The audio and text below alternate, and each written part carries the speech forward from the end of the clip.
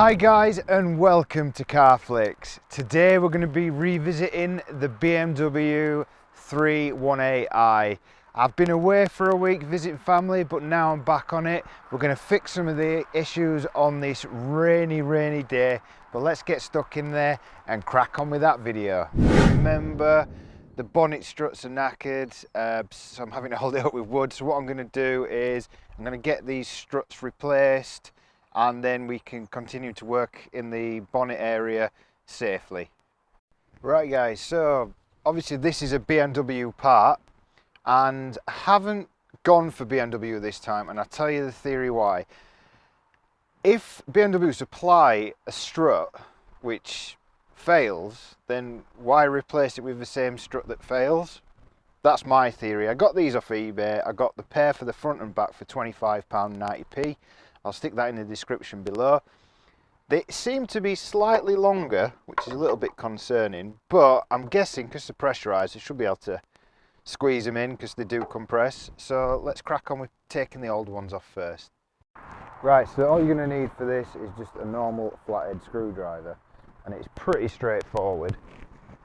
All you do is get your flathead screwdriver in here and prise this little nib off.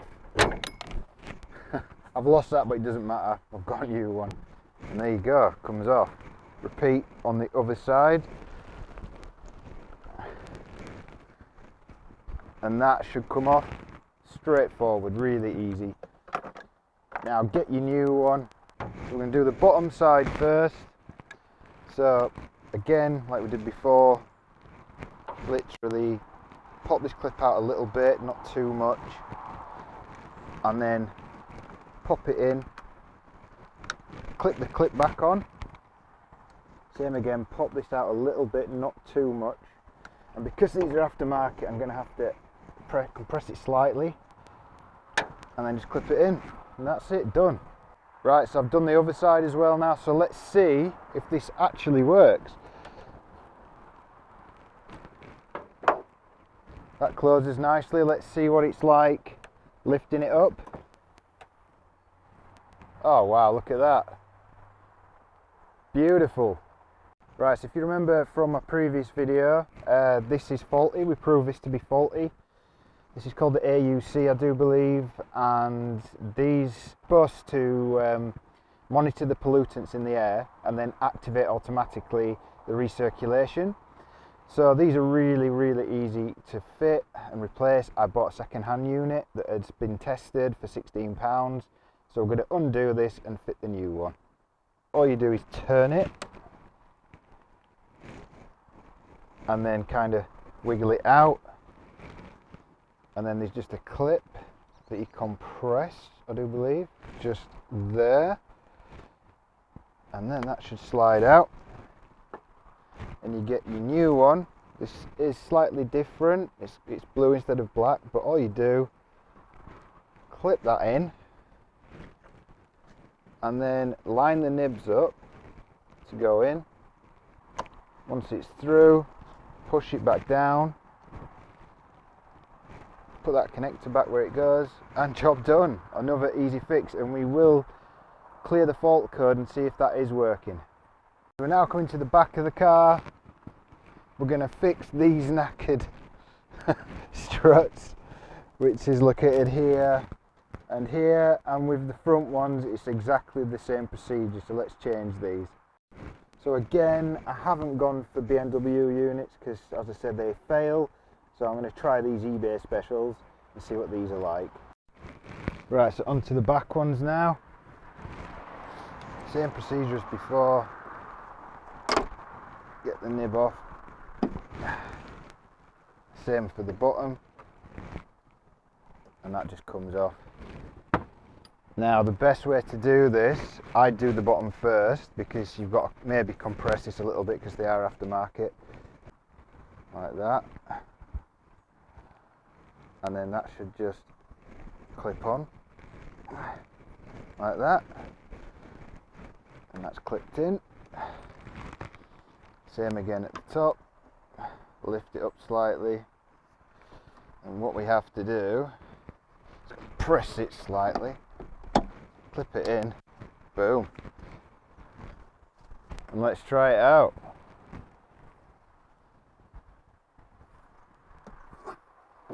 Fantastic, look at that. Works a treat.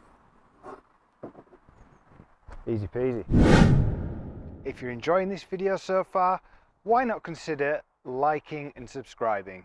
Right, so the next thing I'm going to attempt to do is to take the diff off, because obviously we diagnosed it was the diff. So I'm going to get under the car and start removing all the bolts and try and get it dropped down. So this is the offending item that I'm going to be removing. I've already got started on these here. You have to put the car in gear, put the handbrake on so this doesn't spin when you do it. But if you're interested, it is an E14 bolt size, and once you've undone them, it will literally drop out like that. So I'm going to remove the other side, remove the bolts holding it to the chassis, and then we'll get this thing removed. The other side off now, as you can see, that's off. And now we're going to attempt to take the prop shaft off here. Now I've just tried undoing this and it's perished, so I'll have to fix that. But to access these are E12 bolts and there's 4 of these. Then I'm going to have to bend this back slightly to give me enough room to access that, and this also bends out the way. It's only made out of monkey metal, but I will repair that once I've got this off. So let's crack on. Right, so while I'm under here, I'll give you a bit of a tip. Obviously you've got to bend this heat shield right back, but that doesn't matter, we can put that back. Here is your E12 where it connects to the prop shaft. Now if you stick the car in reverse, this will keep the prop shaft stable. Now these are very tight. I've had to use an extension bar here. So I break the nuts first with the extension bars, rotate it if you need to, and then just undo them. Right, so before, I've got all the bolts off, I've loosened all the bolts off the prop shaft. Before I take the prop shaft down, I want to get to these 2 bolts that hold it on. So that's an 18, you can get a socket on that. But this one over here, you can't get a socket on it. So a little trick is get an 18mm spanner, put another spanner on the end of it to give you leverage, and that will start undoing that nut.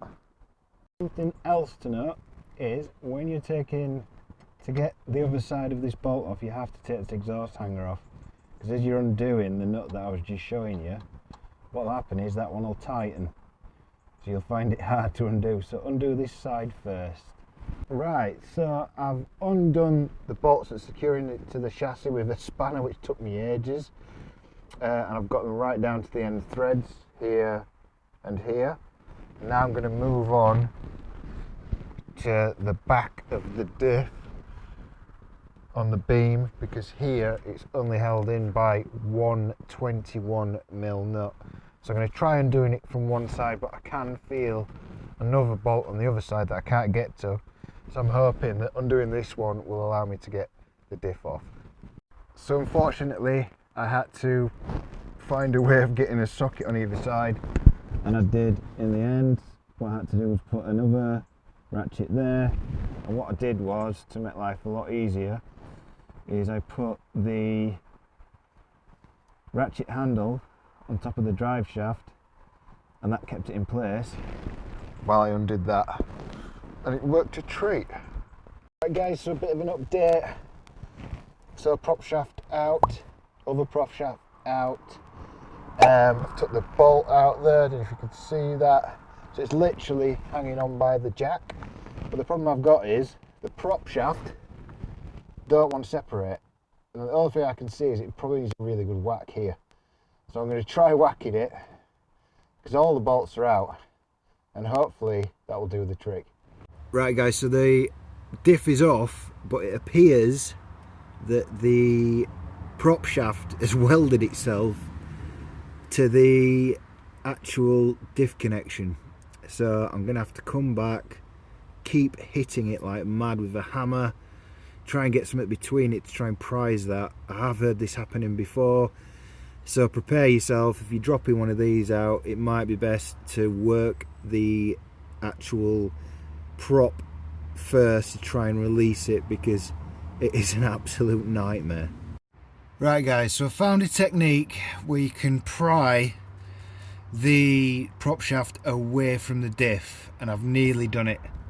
So what you do is get a pry bar or a crowbar, you put it in there and you lever it as hard as you can, and then when you see a gap starting to materialise, if I can get to zoom in, can you see there?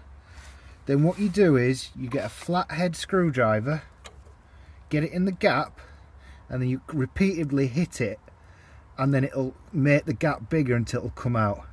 So that is the best method I've found to get this off. Right guys, so I've done it.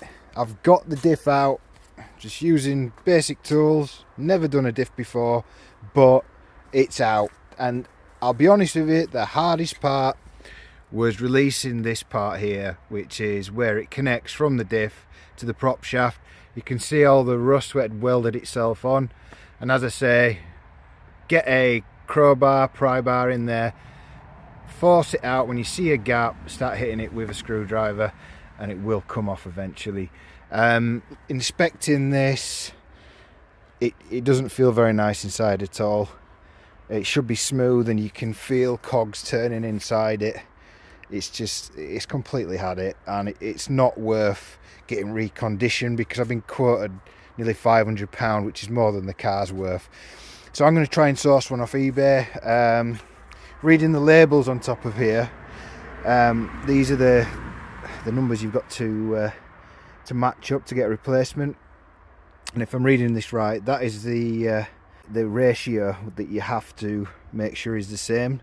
So it's 3.23 for this particular car, and I think as long as, because these differ as well, these can be in 2 or 3 bolt formation, as long as that is the same, then I think you can pretty much, if you wanted it to go faster, I guess you could go down in your numbers for acceleration, but obviously you'd lose your top end speed. But I'm going to go try and find one that's exactly the same.